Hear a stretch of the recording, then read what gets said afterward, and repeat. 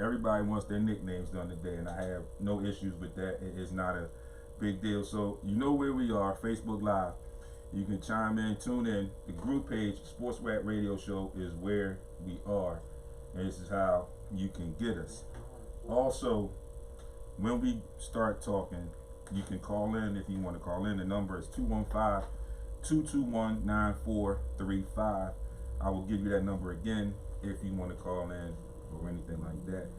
I don't know if Local has his live up. He was having some technical difficulties when he came in. Keep saying I'm suspended. So, all right. So, just to give you a little bit of background on Mr. Local, he is the son of a very good friend of mine, Miss Gisette English. And you all know her. She is a friend of the show. She has been on the show. And I did an event with her. I've done some things with her. And she's a very, very good friend. Very, very good friend. Very beautiful person. If you don't know her, you can check her out and get to know her. So, this young man is a top tier ball player, okay, who was wrongfully taken from school. He is the founder of, correct me if I'm wrong, CEC Drive. CEC Drive, that's right. CEC Drive movement, and that's in honor of his late best friend, Cecil Bond. Now, we're going to talk a little bit about that, if you don't mind, when we get through with your intro. He's also the owner of CD4L Apparel. His music is raw, and it's honoring the good who are misunderstood and strive for themselves despite their challenges that they face in this unjust society. We are definitely going to talk to him about what's going on in society as well, because I've seen some videos and I know he's into his guys, he's into the community, as you just heard. He gives back to the community as well in a number of ways. He's the sponsor of the Stop the Violence charity game, and he has impacted many lives. So welcome him to the Heat 100 Radio Studio and to Sports Rap Radio Show. Now, I want to go back and begin at the top. Because this is a sports show, and we're going to talk a little bit, we're going to mix things up every now and then. If you will, talk a little bit about your situation with the D1 offers. Like when I was in school or what? Shit, I went to a JUCO in New York out of Manhattan called Globe Tech. I was neck and neck, man. I was like #1 scorer in the country for in 2015, and I had left from back home. I was on probation at home, but they told me that I could go to school, so I figured everything was cool. So when I went to school, a couple months in, they like indicted me on like a whole case for absconding, not reporting to probation, trying to say I had old cases and all types of stuff. So they came and they got me from school. Right. So I was locked up for like 6 months, but I ain't had no release date, so nobody knew if I was going to get out, you feel me, or what was going on. And they didn't even let me unenroll in school, so I done failed every class. I was #1 scorer in the country. They just, all the school, they looking like, where he at now, you feel me? Just, I mean, so nah, you know. Yeah, so folks, you see, that quick story confirms everything that's going on in society today. And I mentioned to you in the beginning of the show that you need to vote. And his situation is a little bit different than what's going on right now, because he's here with us, fortunately, and blessed to be here with us, and we're blessed to have him. But we've seen so many of our family members, friends, brothers, sisters, cousins, whoever that have been immensely affected by the injustices. And you just heard his story of his version of the injustice. He was told one thing and he took them for their word and found out after the fact that it was totally something different. And just imagine how that felt. Like, I'm not going to ask him to elaborate on it anymore. I just wanted to get the story out so we know who we're talking to. But in that type of situation, I don't think that I would have been as calm speaking about it now as he was. And I give him kudos for that, for speaking about that issue and just as calm as he was. He was right, direct and right to the point. And I appreciate that. Now, your movement, CEC Drive movement, um, in honor of your best friend, your late best friend, Cecil Bond IV. Tell us a little bit about Cecil and what made you create the movement in honor of his name. Yeah, for real, me and Caesar was like, that was like my best friend probably since we was like 10 for real. He used to play basketball too. So he was like, you always got that one friend, wherever they go to middle school, you gotta go to middle school. Wherever they go to high, that was me and him, you feel me? So we was just back to back. We played on the same AAU team, same Boys and Girls Club League team, you feel me? Everything all the way up. So, like, you know how, I don't know how to, like, you know how life goes sometimes, everything don't turn out the way that it's supposed to be, you feel me? Like, he has a lot of, like, bumps in the road where he got sent places and stuff like that, you feel me, to go live with other family members and stuff like that, you feel me? So, people find out about the streets, find out about stuff that they went, you feel me? Like, you know how it go, and you ain't paying enough attention to them, they paying attention to something else. So, you know what I mean? Like, he got caught up in some, you know how it go, and then he ended up getting killed on a robbery. He ended up getting killed because he dropped his gun. Somebody killed him with his gun. Like so. Wow. It's very deep, you feel me? So yeah, so I can understand why you wanted to do something in his honor to keep his name alive. Unfortunate the situation. Again, like he's giving us brutal honesty here today, folks. So as we like to say, we're Heat 100, the station that keeps it 100, and so far he is keeping it 100 with us. So you honor your friend, and of course you're in the business to make your name in the rap game. Of course, we all know that's the idea, whatever. But it's very important, like you just said, that you bring something along with you, something else to the table, because you can have the skills, you can do whatever, and people will say, yeah, you can do this, but what else do you bring to the table? And from what I hear, you have a genuine nature to you, a genuine friendship, where you are determined, or it feels like you're determined, that Cecil's name will be remembered in everything that you do. Like you said, you guys were middle school AAU teammates. When he went to school, you had to go to the same school. So it was kind of like you were like brothers and not just best friends. Yeah, that go for everything though. That go for the good and the bad. You know what I mean? Everything. Absolutely. Yeah, you feel me? Absolutely. That's what I meant when I said. Yeah, that's what I meant when I said you sound genuine, because you told us the situation of what happened, why he's no longer here, and I think that was very important. I think that was strong. Because normally when people do these kinds of interviews and you ask them to mention something about their past friend, it's immediate that they give you everything that's good about that person. And like you said, when you talked about yourself and you were telling me, yeah, the streets, you said you know what it is. I do. And it's important that you give the entire story.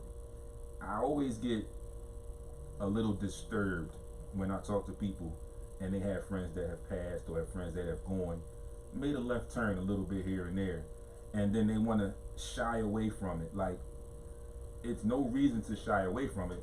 That's who that person was. I feel like if I'm going to live this name out, let this person's name live on, you have to know the person. I can't give you one side of the person, because you won't really know that person. You won't really get a good image of that person. So you have to be true to yourself and true to that person, and give everything as far as what that person is about. And they got to understand though, like if you really in the streets or whatever's going on, like you really involved with it, that's what come with it. Like, you know what I mean? So you gotta be able to take the good and take the bad. If you can't take the bad, you ain't gonna last. And we is in the streets just as much as anybody else. I just don't get into talking about all that type of stuff and all that. Like people be trying to do it for publicity stunts and all. We don't get into that. But everybody know for real, like from we in the streets just as much as anybody else. I got a whole bunch of friends that ain't here. Like I'm probably one of the only ones of my age that's here. Yeah. For real.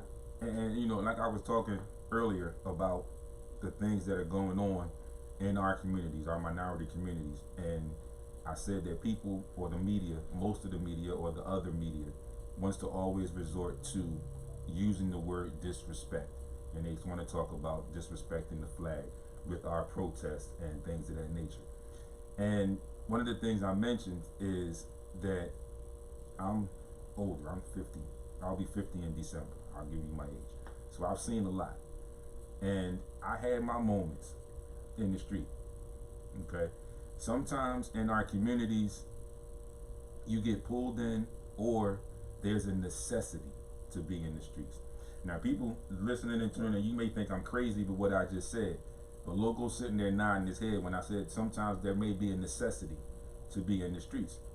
And it sounded like that was the situation with Cecil. At some point, it was a necessity that he needed to do what he needed to do, and just by chance, it was the streets. Yeah, I mean. Right. I mean, you know, they always say, everybody, you ain't have to do this, you ain't have to do that, but Right. I mean, you know, he speak for that on himself. I can't really, I don't really know why he did the stuff that he did. I just know, you feel me, we did what we did, and that was the outcome. Right. That kind of pictures or gives me the image of that old cliche saying, there's a reason for everything. Like people always say, there's a reason for everything. Right. You know, and like I just said, there sometimes people might not understand it. I'm sure I'm going to get people calling me or texting me later on and say, why did you say that? But it needs to be said, and it's real. Sometimes it gets to be a necessity for some people to be in the streets. Now, depending on how they handle it, right, is the bigger picture. Exactly. That's the bigger picture. Okay, so with the movement, we're going to play some songs that you have that you sent me. We're going to do that in a little bit. Now, let's talk a little bit about your music.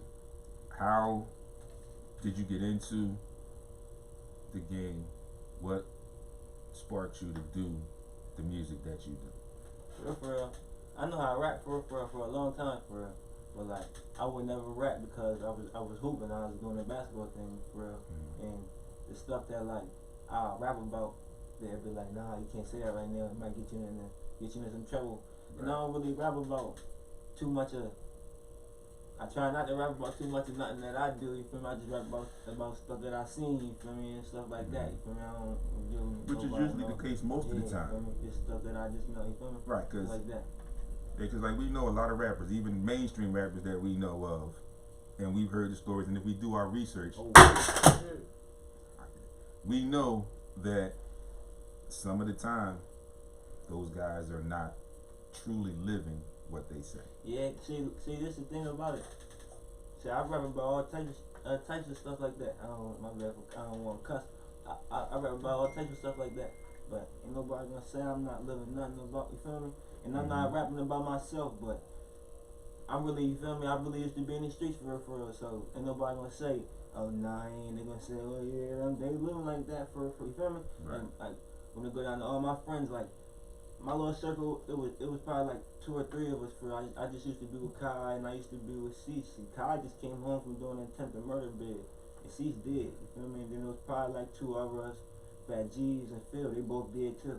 See, like, you feel me? Like, and those was my everyday. Those was the niggas I was with every single day. You feel me? So like, you can't sit back and tell me, nobody can't tell me about death or tell me about this or I know about it. You feel me? I was up close. I seen it at 17, 18. And then my other best friend, that's really my right hand, he got murdered one. He locked up right now. His name Shamik Spinks. He down in Fulton County jail. I just retained a lawyer so he can get an appeal. They about to give him a habeas corpus so he can come home because they gave him natural life when we were 16 for a murder one. You feel me? So like, and those the niggas that I grew up with every single day. You feel me? That I be with every day, knock on my door. My mom love them. They mom love, you feel me? Love me like I'm Nate. You feel me? And that's how I came up. You feel me? So. Right. You know what I mean? So, what made you incorporate in your music, making it an issue to honor the good people who are misunderstood? And I'm sure you were referring to your friends, a lot of your friends. Cause like, just you a black man, so you know how hard it is. You feel me? For like the 21, 22, 23-year-old, you know, it's hard for like they age to make a decision on what they want to do out here. You feel me? Like it's hard. Like that shit hard. Because the cards are stacked against them. Against them, and every. You feel me? If you go on a job interview and then that little white kid they gonna give him the job. You feel me? Like it's always against them. So like I be understanding the battles that they going through and mentally what they going through. I done watch, like I done been with niggas every day and watch them going through their battles and watch them crack and kill somebody or get killed. Like you feel me? Or do something stupid and get 100 years. Like I done been there. You feel me? I done seen that up close. And that's what to me. That's what being in the streets is. Being outside. You feel me? Like. So I just be understanding. I be trying to let them know that I understand both sides of it. You feel me? I understand doing something because I went to college and shit. God blessed me with being able to play basketball. Because if not, I'll probably be dead or be in jail for killing somebody. You feel me? Because I ain't going. And everybody knows that's how I carried in these streets. I'm not going. But I hang with niggas that's not going. Absolutely. You feel me? Yeah, absolutely. So with things that are going on right now, and particularly most recently, the Jacob Blake shooting. Like that, I just was watching my brother AJ. He just sent me a video yesterday. He like, bro, look at this. It was a guy. He was screaming at the police. It was a white guy. You feel me? No offense to the white community. You feel me? I mess with white people. I got a whole lot of white friends. You feel me? So I ain't racist or nothing like that. You feel me? Right. So I'm just saying what he was. He a white guy. You feel me? A white guy screaming at the police. Why the fuck you opening my door? I kill you. You pig, this, that, and the third. Man, imagine if one of us did something like, you getting shot. Rip. Then he would have said you reached for a weapon. Yeah. Then a guy jumped out his car. The cop pulled the gun. You seen it? Seen the video?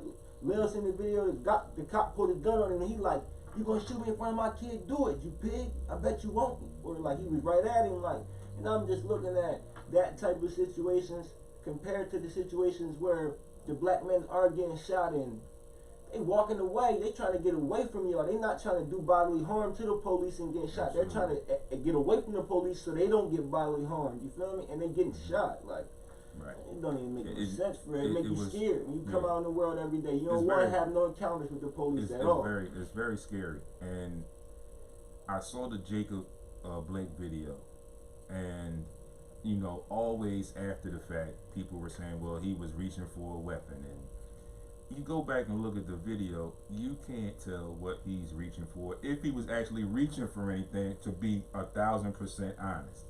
The police started firing as soon as he opened the door. The door opens, and they are holding this gentleman's shirt as he's walking to his car, who just diffused a situation prior to the police coming. And they got tasers, and there's more than one police officer, so all you gotta do is... There are other ways to subdue him. He wasn't a big burly gentleman. We ain't got a charge. Not at all. It was 2 officers. They could have, in reality, they could have restrained him without even using a taser. Like you just mentioned, they could have tased him if it had come to that. But it didn't have to get to that point. And what amplified it and made it 30 times worse, his children were in the vehicle. I didn't even know his children was in the car. Yeah, his children were in the vehicle. Which is crazy because now you have these kids, and I'm not sure how old they were, but these kids are going to be traumatized for the rest of their lives. By the grace of God, he is still alive. He's paralyzed from the waist down. But what I was getting to was after the fact, again, people are saying, well, he had warrants and this and that and whatever.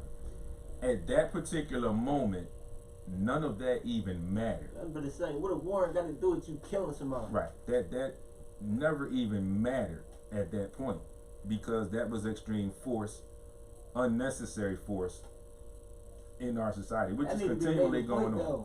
Because like absolutely in society they think, oh, you see this person on the TV for these charges or this warrant. A warrant means that you wanted either for questioning or in custody because they think that you may have did something or had something to do with something. It does not mean that you're a criminal. So just somebody having the warrant, that just means that they're suspected of having something to do with a crime. You feel me? So like people in the world, you see, man, don't believe everything y'all see with your eyes, and don't try to treat people no type of way because they've been involved or accused or something. And pay attention to the people after the fact that are putting out these rumors. It's another red flag. It's always some racist person And or too. some racist people that have come up with this stuff. Cause I had a big bump in the road with that. They got me in the paper for armed robbery from like 2013 or something like that. Mind you, I ain't had nothing to do with an armed robbery, so Right. I had got into some trouble for it. But when I went to court, all my charges was dropped. It was proven that I had nothing to do with it. You feel me? But I'm in the paper. You type my name in on Google, the first thing that come up, armed robbery. Cause I might be associated with this person or that person, but that does not mean nothing. You feel me? So like, but then like that, like when I go places, a lot of people will ask me about an armed robbery. Yo, I sent you in the paper, bro. What you mean? And that's the first thing, like, that's the only thing they focus on. They aren't on that. Like, okay, if you do your research and read the entire story or the entire scenario, it will show that my charges were dropped. And if you don't know that, people, if you don't know that, people, even if you just read the article, you do more research, which you should do your due diligence before you open your mouth and you say things. Anything in a court of law is public record as far as the basics of the case. So if I sit here today and I stick this joint up, it may not go to the news, but once I go to court, if somebody wants to Google me, it's like he just said, it's going to come up. And it may not give you the full extent, but it will come up. And then you can also say, well, what happened with this case? You can add in, and it will continually give you the rest of the story. So a lot of times people take for granted what they read, or maybe not take for granted, they take indirectly what they read and focus on what they want to see, what they want to hear, and they run with it, which is damaging to the person that they're reading about. Like Loco just said, he walks up to people, or people walk up to him and ask him about a robbery. Like, did you read the rest of the story? I've been on a college visit. They like, yo, what's this? Then pulled it right. up. Did you like, read the entire story? You know, it was charges were dropped, so it's not an issue. Now, with you being in the situation that you're in, I mean, the way that you just told me, you know, you are who you are, no judgments or anything like that. How do you feel about the way things have taken place in our communities right now? Are you angry? As far as the police, oh yeah, for sure. You gotta stay dangerous, and the people in the black community, y'all will do bodily harm to each other way faster than you'll do bodily harm to somebody that's really out here doing bodily harm to our race and making us scared. See, we gotta stop that. You feel me? We can't just be warring and feuding amongst each other, and this police officer and killed your brother or whatever, and you not gonna do nothing about it. You gotta treat if that's who you is, you gotta treat every situation the same. You know, like that's how I feel. Like we too focused on, he was talking to my girl. You feel me? I'm gonna get with this nigga or whatever. You feel me? Rather than really getting together on what's going on out here. You feel me? With the police and all that, because like you gotta think about it. In majority of black youth cases with kids, they take a plea on a case that if they would have went to trial, they would have got nothing, because either the search and seizure was illegal or whatever they did to get with you was illegal. The police did something illegal to get with you. Absolutely. And they might have got with you and caught you with a gun or whatever they caught you with, whatever situation is, but they didn't use the right tactics. And if you don't have money for a lawyer, or if you're not knowledgeable enough to read up on your case and really get, because even in jail, they're not gonna take you to the law library the way that they're supposed to and let you get the knowledge that you need. They would just try to make you take a plea, because you know they get paid for every day that you're incarcerated. See, I'm smart, you feel me? I graduated college with a communications major. I wasn't just in the streets. See, I got out of the streets, you feel me, and did something that I was supposed to do. So you're not just gonna juke me and fool me with the stuff that be going on. I've been involved in a lot of stuff, from gun cases to robberies to everything, seeing murders up close, everything. You feel me? And I didn't even got questions about them type of situations. You feel me? And I ain't had nothing to do with it, just because. Yeah, you just made a great point. You know, you said you graduated from college, but you still had friends and you still did some things where you were involved in the streets. I think that is one of the most horrible misconceptions that some white people, mostly the racist white people, have about us as black men and as black society. Because like you said, I have friends that are in the streets. That's what they do. but they're my friends. Yeah. I grew up with these dudes. Same way you said, some of these guys could knock on my door on the way to school and come and have a bowl of cereal on the way to school. Some of these kids, some of these guys can come to my house when I'm not there, and it wouldn't be just oh, is Wayne there? No. Oh, okay, hi, Miss Gaines, how you doing today? You need anything, whatever, whatever. Stuff like that. They were invited into my home. Right. And there was never any judgment, even when we got older. It was the simple fact that I also went to college. But the simple fact was, when I came home, these are my friends. Right. These are the people I knew before I got to college. So I'm not turning my back on that. They're still going to be my friends. Like we said in the very earlier, it's up to us to know when y'all going over there. All right, I'm gonna catch y'all when y'all come back. That might not be the right thing for me. Right. And it's tough for a lot of us as black men, you gotta have black your men. own stuff going on. I got It's my own tough. stuff going on. So Absolutely. when my friends see me, I don't got time to follow them and do nothing. I got my own stuff going on. And that's the key word where a lot of these young men in our society get the word friend confused. I'm sure your friends, if they were doing what they were doing, whatever, they knew you had something else going on. There's probably, and I'm going stretching here and I'm asking, there probably had been times when they were going to do something and they suggested or made a point or kind of alluded to you not being involved because they knew what you do. Because that's the way I was when I was younger. I was the same way. I played ball when I went to school. They wouldn't tell me about certain stuff. That's their stuff. There were my friends that were my same age and was like, nah, dude, look, it's getting ready, something getting ready to happen. You need to, nah, you don't need to be here right now. We'll come get you when everything blow over, whatever. If it's cool, we'll come get you or we'll call you, whatever, whatever. And that's where a lot of, I think some, well not a lot, but I think some young men get confused by that definition, that true definition and meaning of that word friend. If they're your friend, they should understand and not peer pressure you to do things that they know and you know, but more importantly that they know that you should not be involved in. Right. That's the importance of a friend. Now you gotta have but a lot of the kids don't. You gotta stand for something. They don't stand for nothing. So they just follow anybody. They get up with whoever they think cooler, got more money, or and the nigga might have crossed his mom to get that money. You feel me? But he got the money. He got the chain on. You feel me? So I'm trying to get with him. I'm gonna do what he tell me. Nah, you feel me? I was never that. You was never sending me on no dummy mission. I was never following nobody. I always had my own stuff going on. Niggas always wanted to follow me. They always wanted to be like, hey, where Loco going? I'm about to ride with him. Yeah, you feel me? Certain stuff I'm just not going to do. I ain't going to be around, you feel me? Because if it go down, it's really going to go down, you feel me? So if it ain't working, I ain't trying to be a part of it, you feel me? Because, like, this is the type of people I be with. If it go down, it's really going to go down. So, like, we ain't looking into no drama. No, I don't got no beef or not. Like, I ain't beefing with nobody. It's not worth it. Nah, it's tiresome and it's pointless. I ain't going back and forth with nobody anyway, so. And I ain't got no beef with nobody. I mean, everybody, if they mess with me, you feel me? I just used to hoop and I ain't for nothing. So everybody be, oh yeah, I fool him, you feel me? He stay in his own lane, he mind his business. I always been a mind my business type of nigga. I never been go to every party, I ain't in all that. You feel me? I always been standoffish, you feel me? I don't fool with too many people.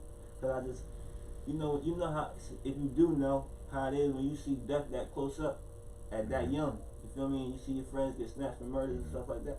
I don't fool with everybody, you feel me? I done seen niggas tell, do all types of stuff, you feel me? Fold, whatever, you feel me? That they wasn't supposed to do, like niggas that we love, you feel me? So it's like, I don't be wanting to be around, so I'll be cool. Right, absolutely. So let's talk a little bit about your music. A couple of the videos I saw on YouTube were you engaged with your crew, with your guys, and a lot of people may, on the surface, from the outside looking in, not truly understanding, look at that and say, oh, well, he's just like the rest of them. It's just a bunch of dudes in the video and they doing this and they showing this and that. So, but what I feel is I have to be true to who I am and to my music. Is that kind of the way you feel? Yeah, I mean, see, I got a lot of music. You know, I only like started dropping music. I've been rapping since May, so like they ain't really seen nothing. I got all types of songs. I think I got like 2 or 3 videos out on YouTube, but that's not as far as my music gonna reach. You feel me? Like Right. it's gonna be for a broader audience, for got all types of songs for ladies, all types of stuff. When I got my EP and my tape, you feel me? So it's like I can understand why maybe somebody might say that right now because I only got a few videos and they like, or like we engaged with like the trenches have been in the neighborhood with a whole lot of it. You feel me? So. But if that's what they want to hear, and that's where I come from. That's the first reason that I'm at. You feel me? Intend to like. That's why. That's what I'm. What I was always involved with. You feel me? So, I gotta show them love first before anything. Feel me? Absolutely. So we're gonna take a quick break. Now I'm gonna play the song featuring Stunner. I'm gonna play that first, and when we come back, shout out Stunner 4 times too. When we come back after the song, after the break, we'll talk a little bit about that song. You are tuned in to Sports Rap on Heat 100 Radio. It's your boy D. Loco. And Lil's over there chilling, chilling hard. Lil chilling hard. Cloud 17 right now. All right, stay tuned, folks.